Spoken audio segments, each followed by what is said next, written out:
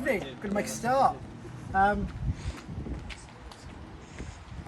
First thing we're going to have a look at is the preventative side of things, because puncture's hard to avoid, but there's no names, no shaming. There have been few instances of people coming out on rides not having done maybe certain checks that could have highlighted problems before they went out, and then they could have made a decision to, well, fix it, not ride, or, you know, like me, just get a different bike out. Right, so probably the most obvious thing, check your tyre pressures. And by that I don't mean that feels okay. I mean, actually, that's been someone, whatever feel. Picture that. Too soft. I agree. So, do you check your tyres before you go out? Good. Does anybody not? You don't have to hold up. Right, okay. So, that rear tyre needs air. What about this front one, Lucy?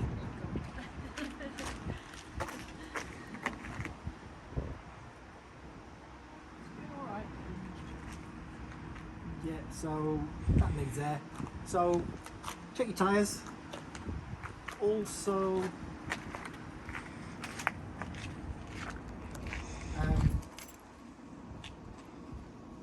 new wheels, spin very nicely. But that I'm happy with.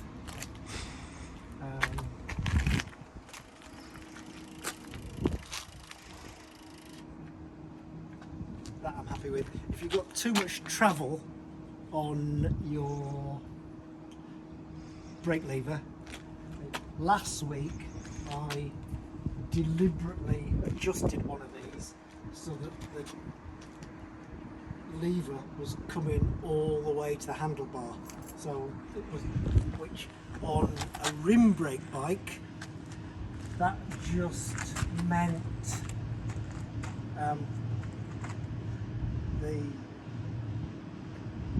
there's a nut round this side which I just had to loosen and actually pull a bit more cable through to increase the tension on there. But okay, I had deliberately loosened it, but if yours is not set loose, if yours is not set tight enough, and you have more travel than that, then it's too much. So at the moment, we know that this bike's tyres need topping up. The brakes are okay.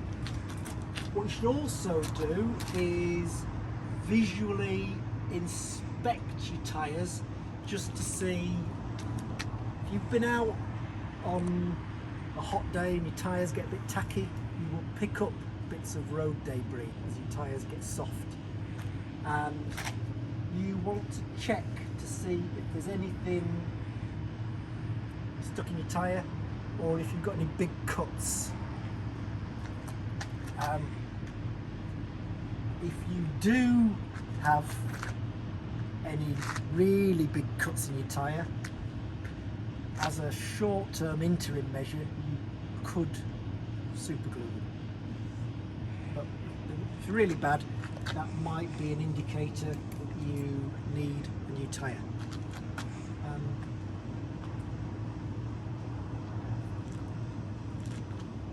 Get your cleats. We were halfway around a ride when somebody noticed that their foot kept slipping out the pedal because they set out with an already broken cleat. So that's another example of what I mean by the avoidable stuff. Gears. Give your gears a quick run up and down.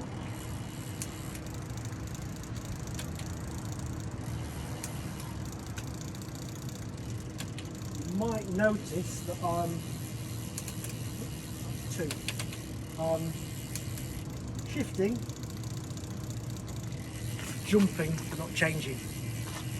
Okay, I've deliberately made that happen because at the moment on this bike there is not enough tension in this cable to make the gear change.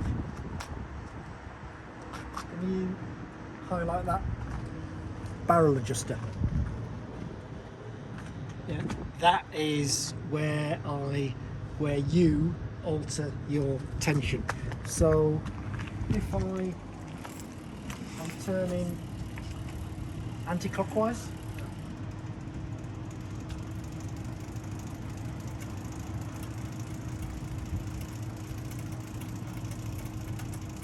so at this point I've already shifted and nothing's happened. So I am turning anti-clockwise to increase that tension. It shifted. Another one.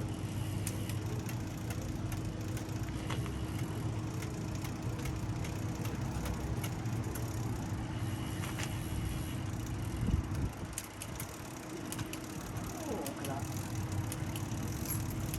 Up, down.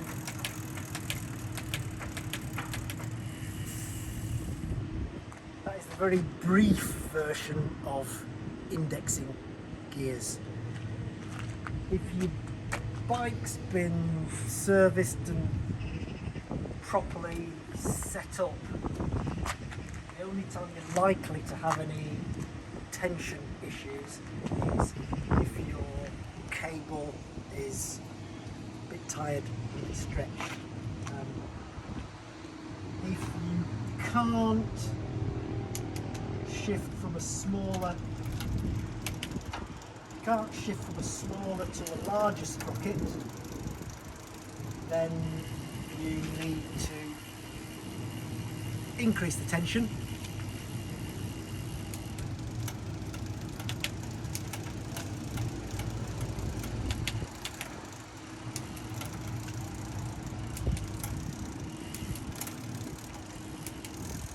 And if the chain won't drop back down from larger to smaller, then you need to decrease the tension the opposite way to what I've just been turning. But are you likely to have to do that on the road? Probably not. But if you are checking that your bike is properly working before you hit the road, then up and down your gears. If this bike had a front derailleur, I would also be showing you going from big chainring to small chainring. Don't have that on this bike, so seeing that. Bike's coming out of the stand.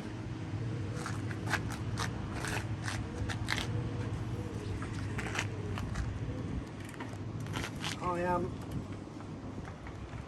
checking for any looseness or lateral movement in the cranks, which might tell me I've got a bearing problem. If I have, then if there's a lot of movement, then maybe you need to ask yourself, when was my bike last serviced? Also, is your seat post where you left it? I have an aluminium seat post, and I just put a little scratch on it where it meets that collar, so that if I ever take this out to make my bike easier to put in the car, transport, away day, holiday, whatever, when I'm putting it back in, I want to put it back in where it was, then I know I've got a place to line up to. And depending on what type of bike you've got, I mean, on Gaz's bike. It's quite different to mine. On my seat post, I've got these. Can you see those? They're an Allen key fitting. So when I'm out on the road, I'm not taking a torque wrench with me. I just get them. There's a balance to be struck between getting them tight and stripping the thread off it. So don't go mad. So I know that is in the right place, but you might want to check if it has slipped. And whilst I was mentioning bearings, if I hold the front brake on and just, if there was anything wrong with my headset bearings, these are the bearings that are inserted in this tube in there, lower bearing, upper bearing. If holding that on, see, there's no plate in there, so I know my headset bearings are fine. So I had a bit of a problem with my gears, which I've indexed. The tyre pressures are too low.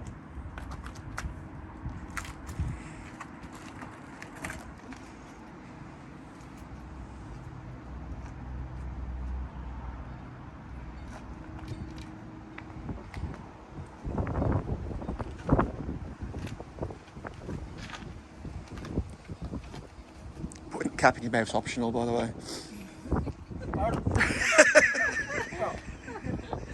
Just don't make him pick up.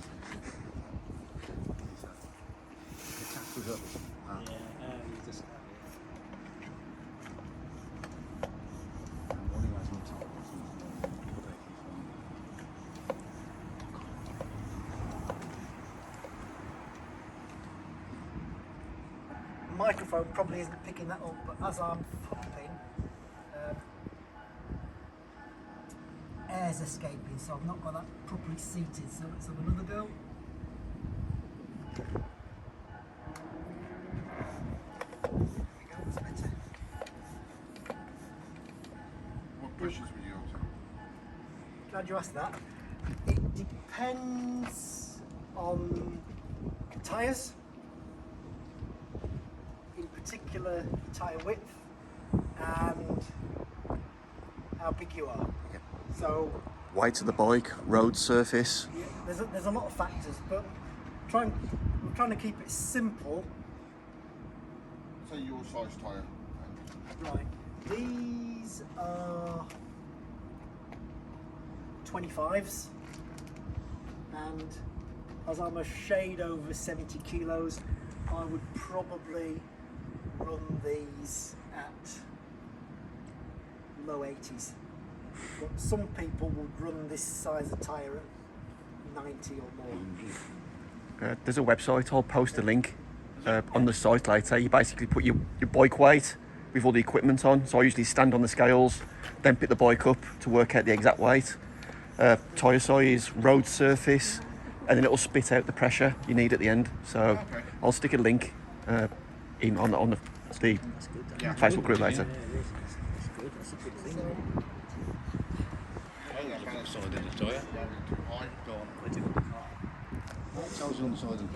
I've got this at about 85, and you're welcome to come and feel what that feels like. But that's compared to how it was. We'll come back and give it another check, Lucy. Is it fit to hit the road?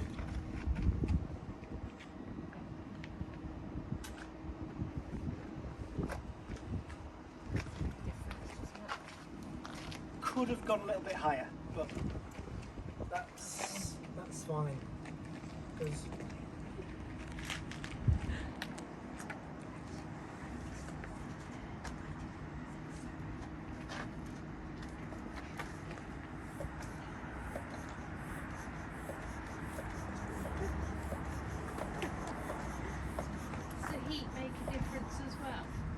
Say again? Does the heat make a difference as well? If it's really, really hot. Yes, it would actually. Good point. I know we've had a couple of cases in the thing, especially with tubeless tyres, where on a hot day they've gone pop. Ended up with sealant everywhere. I'll get me started on tubeless tyres. All I'm going to say is not for me. But there are advantages.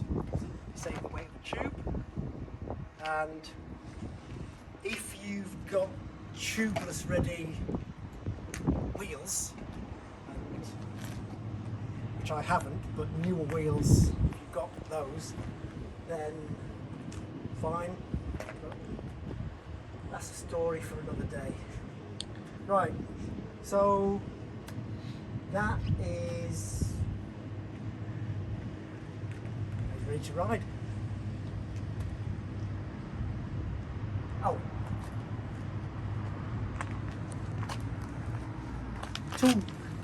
tools to carry. This bead-on sized Karnak thing, Planet X's brand. In there I have a tube. Strictly speaking, maybe I should carry two, but only tend to carry one. In 14 years, I've only twice needed more than one tube, and thankfully I've been with somebody who's been able to lend me a tube. But yeah, one or two, your choice. So tube, I'm carrying some patches.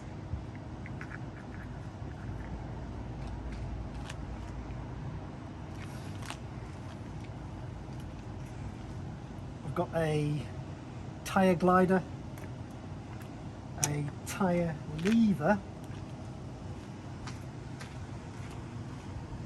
and an Allen key multi-tool, which clues in the name really. It's got lots of Allen keys on it, but I think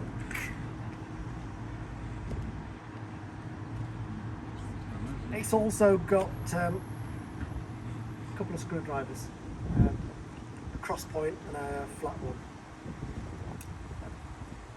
My previous one, although fully functional, was very rusty, so I've treated myself to this.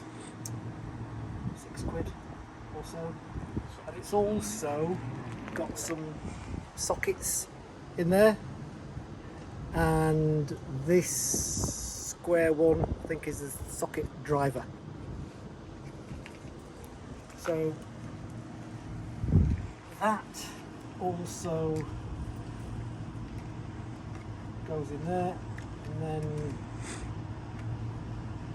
so that is what I carry. That is, I guess, the minimum recommended stuff to carry. Is that will comfortably close one of my bottle cages. I carry a pump. There's my mini pump down there. It doesn't go in here. Other useful tool that I don't generally carry are my chain pliers.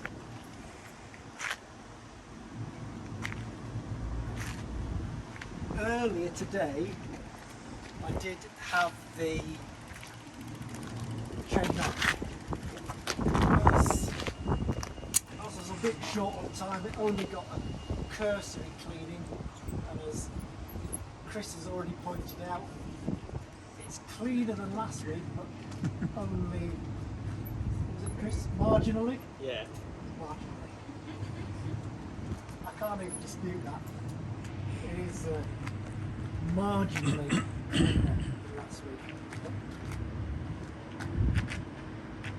Your choice. Always take your chain off to clean it. Well, no, not always, because what I do is I collect the family's old toothbrushes, keep them in a drawer, and I will quite often clean all of this transmission with an old toothbrush and some detergent. Then, because I've used water as part of the cleaning process, I will then use the water displacer so that I don't end up with a rusty chain. So yeah, so I've Will you use a degreaser? yes. Having said that, I find that washing up liquid is an effective degreaser. Okay. So, but if you go that route, you've got options. You can use pay out a bit of money and get a specific chain cleaning product.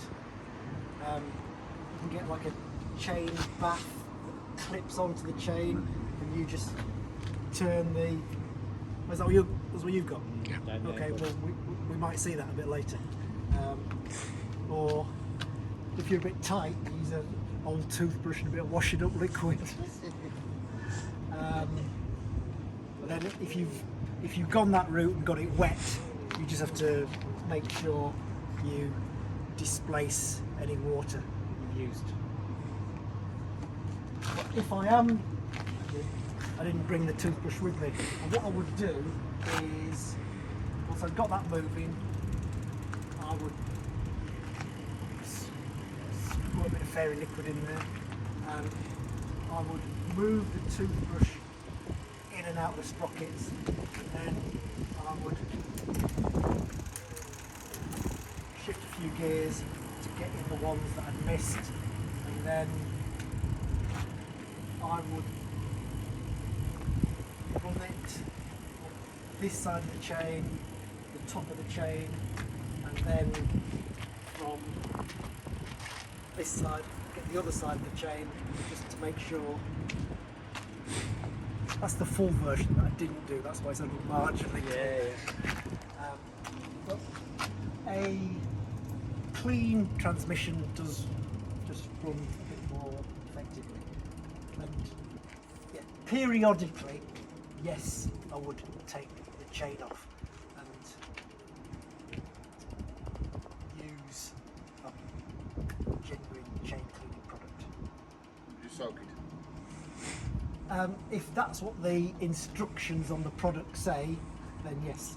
If it says, put the chain in a container with the product to do that. I mean, some people use ultrasonic chain cleaning stuff. Depends how much you want to spend. Yeah. Not that, because I think you need a bath for that, don't you? An ultrasonic bath. Well, exactly. It starts getting a bit serious. Yes. Gaz, can you just highlight this? Oh, there it is. Split link. Yeah, there it is. Yeah. So, if I am taking the chain off, then I don't want to take it off again, but can you see I've put the pliers into the chain either side of the split link, and if I squeeze, it's probably worth a close-up. You can see that link is ready to pop out. I got that out. So now to close that link, because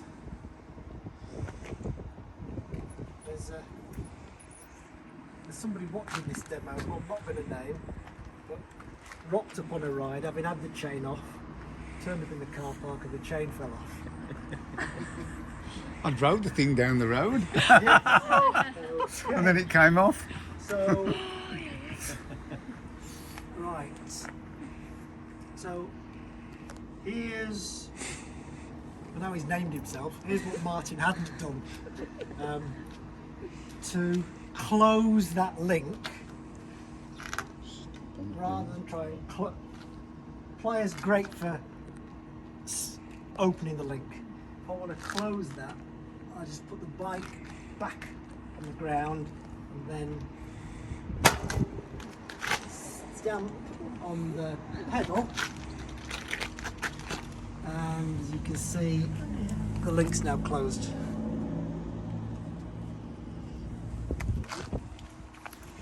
So,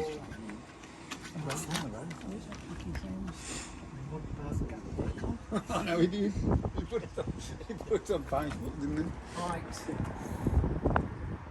I can pause that now.